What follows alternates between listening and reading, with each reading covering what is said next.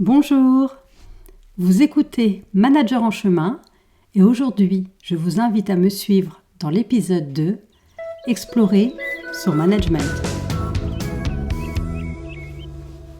Bienvenue dans Manager en chemin. Je m'appelle Anne-Sophie et je suis manager depuis plus de 20 ans. Si vous êtes manager ou que vous envisagez de le devenir, vous trouverez ici des outils, méthodes et réflexions vous permettant d'avancer pas à pas dans votre management. À chaque épisode, je vous accompagnerai dans votre rôle et vous encouragerai à prendre du recul afin de générer en vous des prises de conscience et des déclics. Alors, attachez vos lacets, prenez votre sac à dos et suivez-moi.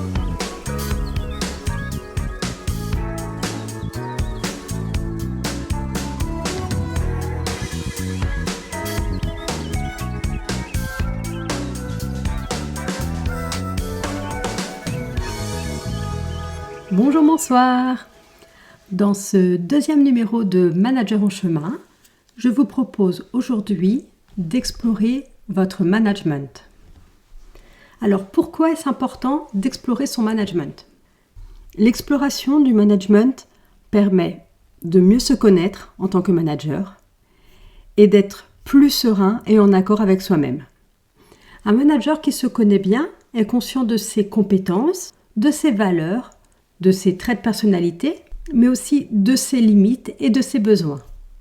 Il sait ce qu'il est capable de faire ou de ne pas faire, ce qui est important pour lui et ce qui ne l'est pas, les sujets sur lesquels il est efficace et les sujets sur lesquels il ne l'est pas. Ainsi, en explorant votre management, il vous sera plus facile de vous positionner en tant que manager, de déléguer plus efficacement, de choisir les bonnes stratégies pour atteindre les objectifs de votre équipe et de développer des relations de qualité, que ce soit avec vos collaborateurs ou vos collègues. Par exemple, pour ma part, je vais vous partager une de mes limites, une de mes faiblesses, c'est que je ne suis pas très forte en orthographe. Donc ça, je le sais. Je sais comment me corriger aussi, si besoin, bien sûr. Mais malgré tout, ce n'est pas ce que je préfère faire. Je préfère la transmission, je préfère donner confiance à mon équipe ou alors je préfère l'organisation. Mais lorsque je dois envoyer un mail important ou une note ou que je rédige une note assez longue, je dois prendre un certain temps pour me corriger, pour me relire, pour vérifier mes fautes et encore, je ne suis pas toujours sûre. Et donc ce que je fais, c'est que je la fais toujours relire par un de mes collaborateurs qui est très bon en orthographe, qui aime l'orthographe et je lui donne donc à relire ma note pour qu'il me corrige. D'abord, moi, ça me libère du temps et je peux me concentrer sur des activités où je suis meilleure. Ensuite, ça valorise mon collaborateur. Il est fort en orthographe, je lui donne toute ma confiance en lui faisant corriger mon mail important ou ma note et j'ai confiance en lui. Et surtout, ce qui est important aussi, c'est que le travail est fait. C'est-à-dire que je ne mets pas de côté cette note ou ce mail, je ne procrastine pas, je la délègue et le travail est réalisé. Alors vous vous demandez peut-être comment faire. Comment faire pour explorer son management ?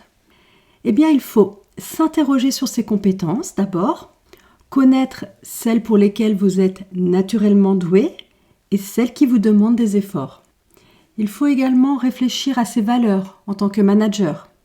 Et surtout, il faut expérimenter, cheminer, jusqu'à ce que vous sentiez que votre management est en accord avec vous. Sachez que l'exploration du management est un processus long et évolutif. Pour vous aider à explorer votre management, nous allons nous référer à 4 grands styles de management que vous connaissez certainement. Il s'agit du style directif, participatif, persuasif et délégatif. Alors, nous allons les détailler. Donc, le style directif correspond plutôt à un manager qui prend toutes les décisions.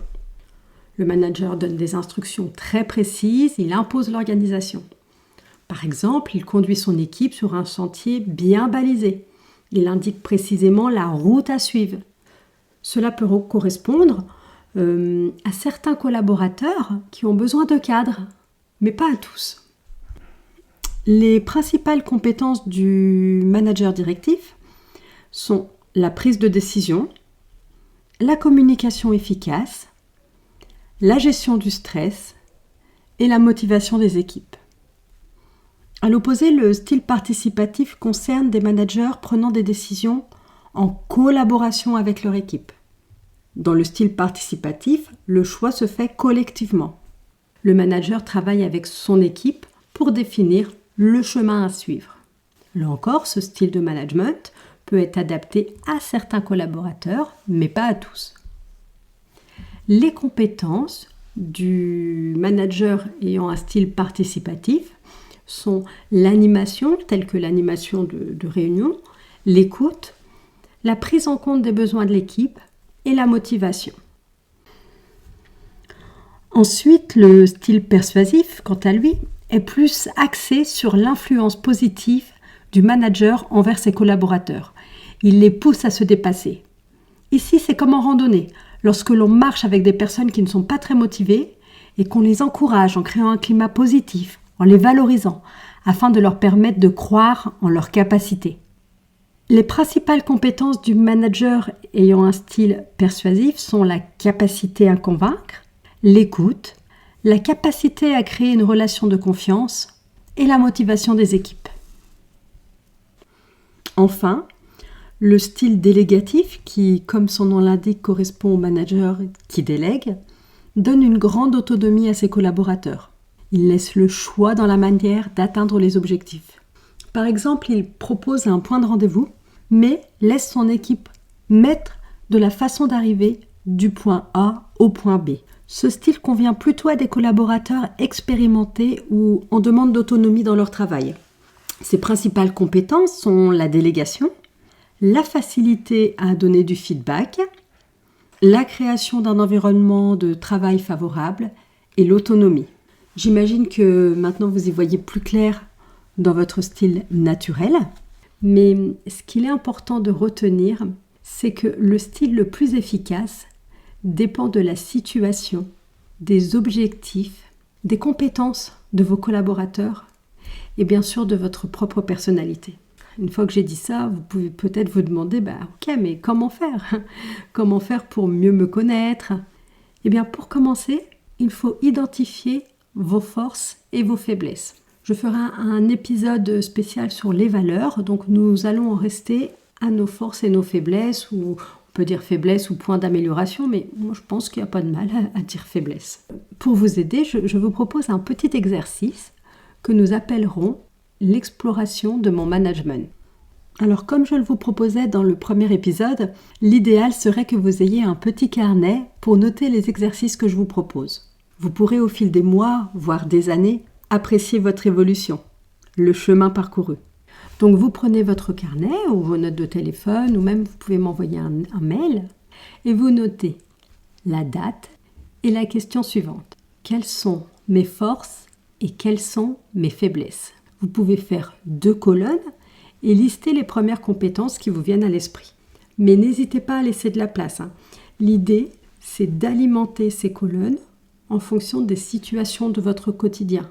Il faut prendre un petit peu de hauteur avec ça et lorsque vous serez confronté à une situation qui vous est facile ou difficile, repérez-la et notez-la dans votre carnet. Pour faire cet exercice, il faut être honnête avec vous-même. Il ne faut pas craindre de mentionner certaines compétences. Vous êtes manager, vous en avez. Et il ne faut pas craindre non plus de mentionner des points d'amélioration. Tout le monde en a aussi, personne n'est parfait. Et si vous ne savez pas, demandez à votre entourage, à vos proches, à vos amis. Je suis sûre qu'ils seront un miroir intéressant pour vous. Les 3 idées à retenir pour explorer son management sont d'abord le questionnement. L'idée est ici de vous interroger sur ce que vous êtes capable de faire et de ne pas faire, les sujets sur lesquels vous êtes efficace et les sujets sur lesquels vous ne l'êtes pas. Ça vous permettra de mieux vous situer. Ensuite, il est important de connaître les 4 grands styles de management et savoir avec quels collaborateurs employer ces différents styles.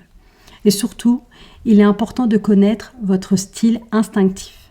Enfin, il faut bien comprendre que le meilleur style est celui qui s'adapte à toutes les situations.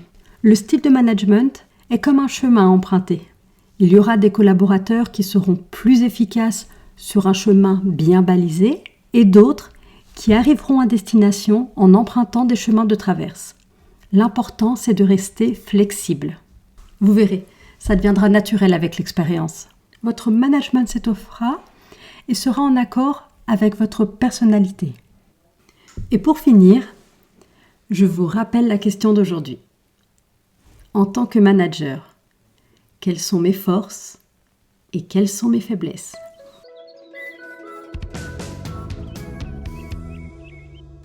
J'espère que vous avez apprécié cet épisode et surtout, j'espère qu'il vous a permis d'avancer et d'y voir plus clair dans votre rôle de manager.